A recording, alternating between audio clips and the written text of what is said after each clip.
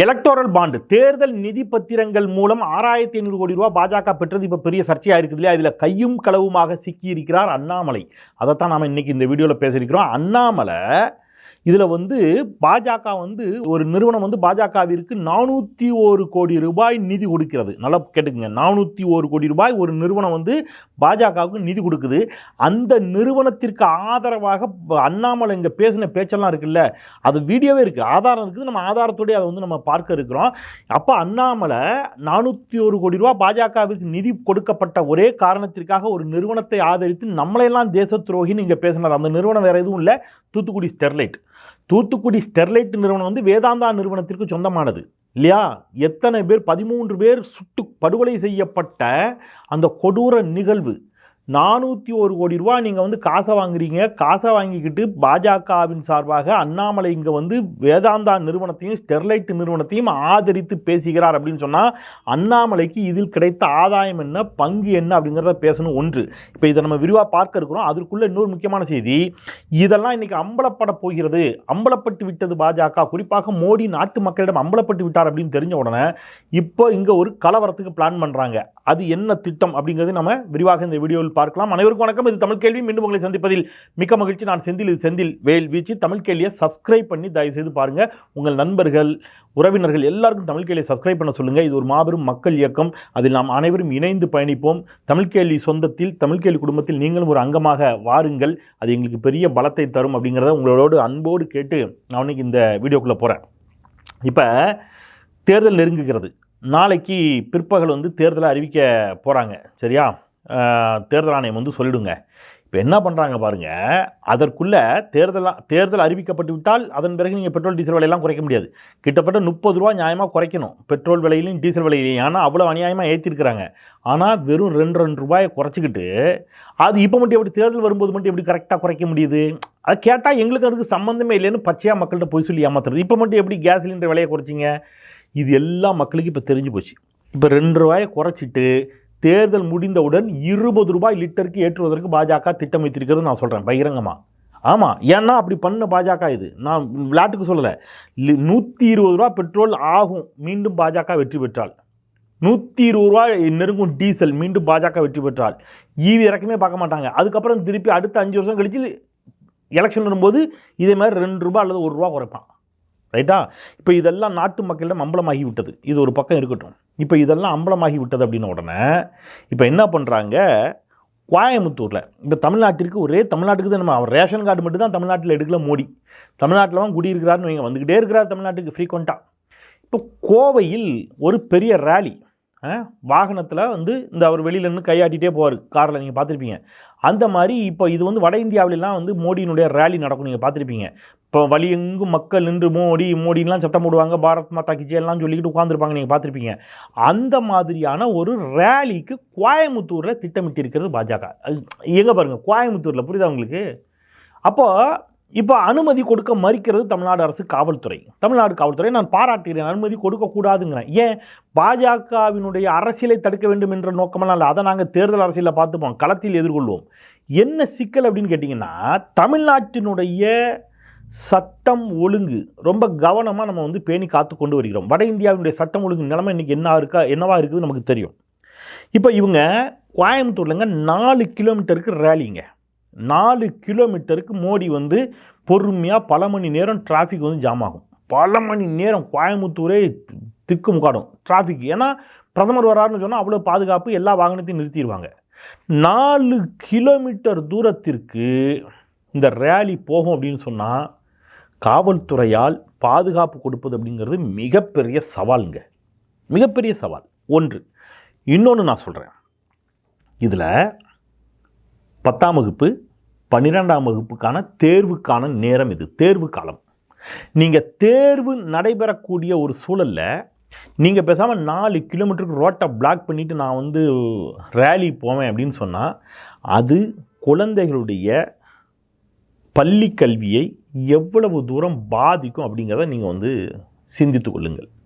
அப்புறம் கோவையை பொறுத்தளவில் நிறைய மருத்துவமனைகள் இன்றைக்கு கோவையில் நிறைந்திருக்கக்கூடிய பகுதி. ஃப்ரீக்வெண்ட்டாக வந்து ஆம்புலன்ஸ் போயிட்டே இருக்கும். நீங்கள் பார்த்தீங்கன்னா தெரியும், கோவையில் வந்து அந்த கிட்னி சிறுநீரக மருத்துவத்துக்கெல்லாம் இன்றைக்கி கோவையில் பெரிய பெரிய மருத்துவமனைகள் வந்து விட்டன.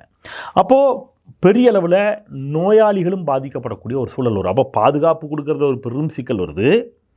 பிள்ளைகளுக்கு பரீட்சை தேர்வு இருக்குது, நோயாளிகள் பாதிக்கப்படுவார்கள், போக்குவரத்துக்கு பெரிய சிக்கல் ஏற்படும். இத்தனையும் தாண்டி நீங்கள் கோயம்புத்தூரில் ரேலி நடத்தியே ஆகணும்னு பாஜக அடம் பிடிக்கிறது. இப்போ நீதிமன்றத்துக்கு போயிருக்காங்க அனுமதி கேட்டு. எப்படி பாருங்கள். இப்போ என்னென்னா, எவனாவது ஒருத்தன் ஒரு கருப்பு கொடியை காட்டிட்டான், கருப்பு கொடி ஆர்ப்பாட்டம் பண்ணான்னா கூட போச்சு மோடிக்கு பாதுகாப்பு இல்லை, தேச விரோத சக்திகள் ஊன்னு கத்தி தமிழ்நாட்டில் ஏதோ வந்து பெரிய தமிழ்நாடு வந்து ஒன்றும் இல்லாமல் இருக்கிற மாதிரி, ஏற்கனவே தமிழ்நாட்டை ஒன்றுமே இல்லாமல் மாதிரியே இவங்க நம்மளை வந்து எல்லாரையும் என்ன செஞ்சுட்ருக்கான் சொல்லிக்கிட்டு இருக்கானுங்க பாஜகக்காரங்க.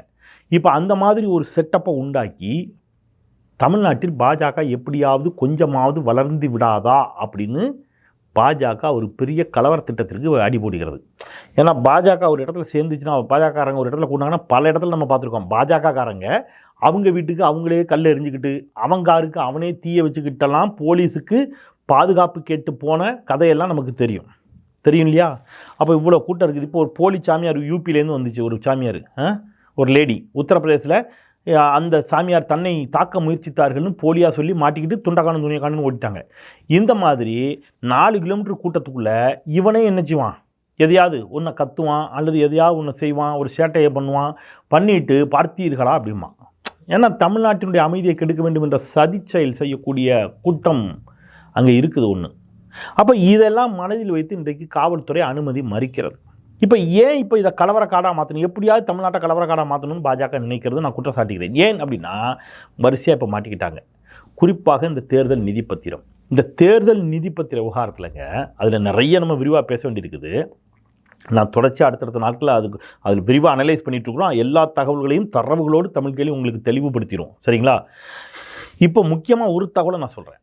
இப்போ இந்த தேர்தல் நிதி பத்திரம் 401 கோடி ரூபா வேதாந்தா நிறுவனத்திடமிருந்து பெறப்பட்டிருக்கிறது தேர்தல் நிதி பத்திரமாக. இந்த 401 கோடி ரூபாவில் பாஜகவுக்கு எவ்வளோ போச்சு அப்படிங்கிறத இப்போ பாஜக தான் சொல்லணும்.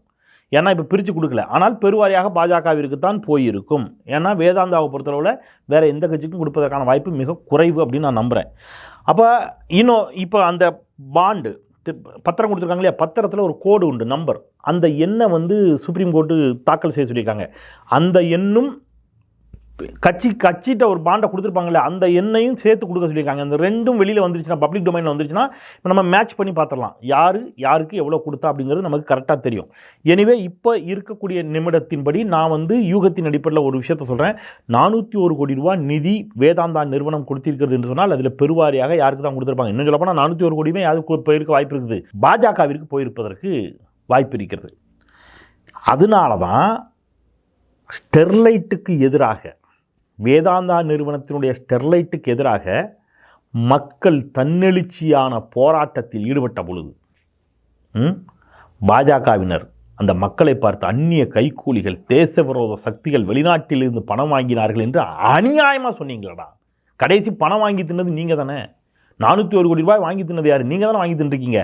அப்பாவி தங்கை ஸ்னோலின் வீட்டுக்கு நான் போயிருந்தேன். மிகச்சிறிய வீடு, ஒரு கிறிஸ்தவ வீடு. அவர்கள் ஏற்றுக்கொண்டிருக்கக்கூடிய இயேசுநாதருடைய படமும் பைபிளும் அங்கே இருக்குது. ரொம்ப சின்ன வீடு. ஆனால் நீங்கள் வந்து பெரிய ஏதோ வெளிநாட்டிலிருந்து பணம் வாங்கினார்கள் என்றெல்லாம் அபாண்டமாக பழி சுமத்தி விட்டு கடைசி நீங்கள் வாங்கி தின்றிருக்கீங்க 401 கோடி ரூபாயை. அன்னைக்கு அதிமுக பாஜகவோடு சேர்ந்து அந்த துப்பாக்கி சூட்டை நடத்தியது நான் சொல்கிறேன். அநியாயமாக 13 பேர் செத்தாங்கல்ல. அன்னைக்கு பாஜக என்ன சொன்னாலும் கேட்டு மண்டையாட்டக்கூடிய இடத்துல தான் அதிமுக அரசு இருந்துச்சு. 13 பேர் அநியாயமாக அன்றைக்கு அஇஅதிமுக எடப்பாடி பழனிசாமியுடைய காவல்துறையரால் சுட்டு கொல்லப்பட்டார்கள், படுகொலை செய்யப்பட்டார்கள். இப்போ இதுக்கு பிரதி உபகாரம் 401 கோடி. இது தெரிஞ்சது, இன்னும் தெரியாமல் எவ்வளோன்னு தெரியல, இன்னும் வரும்.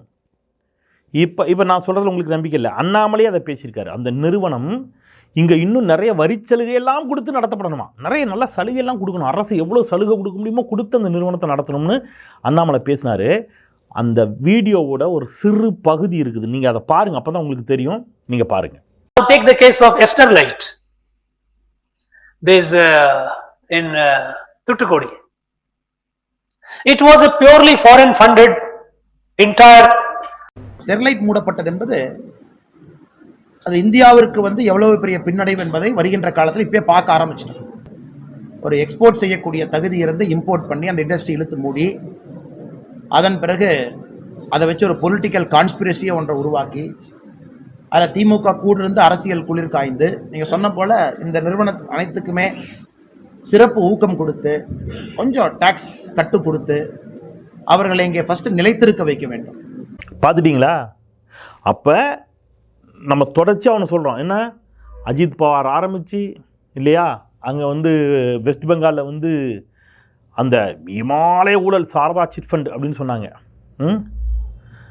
அந்த சாரதா சிட் ஃபண்ட் ஊழலில் ஆரம்பித்து இப்போ இங்கே எல்லாமே இவங்க எல்லாம் என்னன்னு கேட்டிங்கன்னா பாஜகவில் சேர்ந்த அடுத்த நிமிஷம் அது அப்படியே கிடப்பில் போடப்படும். அவர்கள் மீது எந்த நடவடிக்கையும் இருக்காது. அவர்கள் கைது செய்யப்பட மாட்டார்கள். அவர்கள் மீது வழக்கு தொடரப்படாது. ஆனால் மணீஷ் சிசோடியா, ஆம் ஆத்மியினுடைய தலைவர், டெல்லி மாநிலத்தினுடைய துணை முதலமைச்சர், கிட்டத்தட்ட 1 வருஷமாக ஜெயிலில் இருக்கார். இங்கே செந்தில் பாலாஜா கிட்டத்தட்ட நீங்கள் 1 வருஷமாக வச்சுருக்கீங்க ஜெயிலில். ஒன்றுமே இல்லாத வழக்குகள்லாம் எல்லாரையும் பிடிச்சி வருட கணக்கில் ஜெயிலில் வைப்பீங்க. பல்லாயிரம் கோடி ரூபாயை ஏமாற்றிய ஆனால் பாஜகவிற்கு ஆதரவு தெரிவித்தவர்களெல்லாம் நீங்கள் விட்டு வச்சுருப்பீங்க. இப்போ இதெல்லாம் நாட்டு மக்களிடம் அம்பலமாக தொடங்கிவிட்டது. எல்லாமே நாட்டு மக்களுக்கு வெளியில் வர ஆரம்பிச்சிருச்சு. இப்போ இதை திசை திருப்பணும். எப்படி திசை திருப்புவது? அப்போ ஏதாவது ஒரு கலவரத்தை போடு. அதுக்கு தான் நீங்கள் வந்து தமிழ்நாட்டை கலவரக்காடாக மாற்றுவதற்கு நீங்கள் திட்டமிட்டு இருக்கிறீர்கள் நான் சொல்கிறேன். ஆனால் இவங்க வந்து ராகுல் காந்தியை பப்பு அப்படி இப்படிலாம் கிண்டல் பண்ணாங்க. ராகுல் காந்தி பேச்சினுடைய ஒரு தொகுப்பு இப்போ நான் பார்த்தேங்க. தொகுப்பு அதனுடைய ஒரு சிறு பகுதியை நான் தர்றேன், நீங்கள் பாருங்கள். முழுமையான பகுதியை நான் வந்து டிஸ்கிரிப்ஷனில் கொடுக்குறேன். ட்விட்டரில் லிங்க் போட்டு நான் டிஸ்கிரிப்ஷனில் கொடுக்குறேன், நீங்கள் பாருங்கள். अदानी जी ने बीजेपी को पिछले 20 साल में कितने पैसे दिए हैं, इलेक्टोरल बॉन्ड्स में कितना पैसा दिया है, everybody can see the amount of money that goes into the marketing of India's prime minister. அன்னைக்கே மனிதர் வந்து தெளிவாக சொல்லியிருக்கார், இந்த பண மதிப்பிழப்பு 500,000 ரூபா சொல்லாது என்று சொன்னது மிகப்பெரிய ஊழல். இந்த தேர்தல் நிதி பத்திரம் மிகப்பெரிய முறைகேடு, மிகப்பெரிய ஊழல், எல்லாவற்றையும் தெளிவாக சொல்லியிருக்கார். கொரோனா காலத்தில் இவங்க பண்ண அட்டூழியம் எல்லாவற்றையும் அறிவுபூர்வமாக ஆக்கப்பூர்வமாக பேசக்கூடிய ராகுல் காந்தியை பப்புன்னு கிண்டல் பண்ணுது இந்த ஊர். ஆனாவனா தெரியாது, ப்ராம்ப்டர் ஆஃப் பண்ணிட்டா பேச தெரியாது. ப்ராம்ப்டர் ஆஃப் பண்ணிட்டாங்க, இந்த பக்கம் இந்த பக்கம் ப்ராம்ப்டர், டெலிப்ராம்ப்டர் ஆஃப் பண்ணோன்னே பேனோகே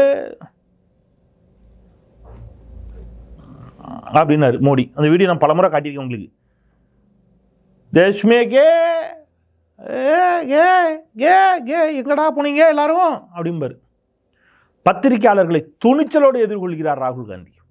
பத்திரிகையாளர்களை கண்டால் தெரித்து ஓடி, ஓ மை காட் அப்படின்னு தெரித்து ஓடுகிறார் நரேந்திர தாமோதர் தாஸ். ராகுல் காந்தி கிங்குங்க. நீங்கள் அவ்வளோ பேர் நின்று கத்துறான். ராகுல் காந்தி போகிறார் வாகனத்தில், மோடி மோடி மோடின்னு கத்துறான். ராகுல் காந்தி அப்படியே வண்டியிலேருந்து இறங்கி போய் ஹாய் ஹாய் ஹாய்ன்னு எல்லாருக்கும் கையை கொடுத்து தன்னை எதிர்த்தவர்களை கூட நான் உங்களுக்கு நேசத்தை தருகிறேன், அன்பை தருகிறேன்னு சொல்லிட்டு வந்தார். கெத்து. நீங்கள் என்ன நீங்கள்?